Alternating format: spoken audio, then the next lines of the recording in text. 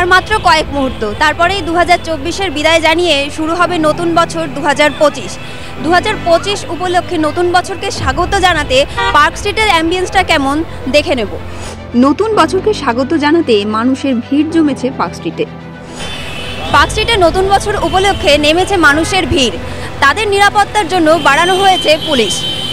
ইতিমধ্যেই কলকাতা পুলিশের তরফ থেকে দেওয়া হয়েছে সতর্কতামূলক পোস্ট। নতুন বছর নিয়ে মানুষের কি কি প্ল্যান রয়েছে শুনে নেব। হ্যাঁ, সবই মানে কাজের মাধ্যমেই এগোতে হবে আর কি। সবসময় একটু ঘোরাঘুরির প্ল্যান আছে, এইসবই প্ল্যান। নতুন বছরের প্ল্যান হচ্ছে ভীষণ হোপফুল। প্রথম কথা ভীষণ হোপফুল থাকবো যে যা যা মানে জীবনে চিন্তাভাবনা করেছি সেই জিনিসগুলোকে অবশ্যই অ্যাকমপ্লিশ করতে হবে আর এবং সুস্থভাবে ভালোভাবে লাইফটাকে কাটাতে হবে। Even of course in the new years also আমাদেরকে খুব সুন্দরভাবে কাটাতে হবে, এটাই কামনা।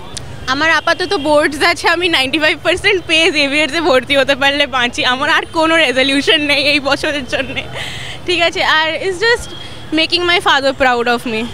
তেমন কোনো প্ল্যান নেই, যেরকমভাবে প্রতি বছর কাটে সেরকমই কাটবে। আজকে স্পেশাল দিন, আজকে এসছি কলকাতায় বান্ধবীর সাথে ঘুরতে, তো এইটাই আজকের প্ল্যান, এটাই।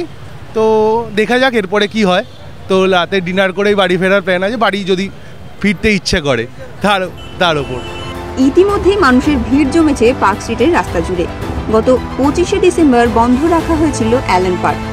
বছরের শেষ দিনেও একই ছবি। বিদায় 2024, স্বাগত 2025। নতুন বছর আনন্দে কাটান, ভালো থাকুন, সুস্থ থাকুন। ক্যামেরায় রবি দত্তের সঙ্গে সহেলি বিশ্বাস, ওঙ্কার বাংলা।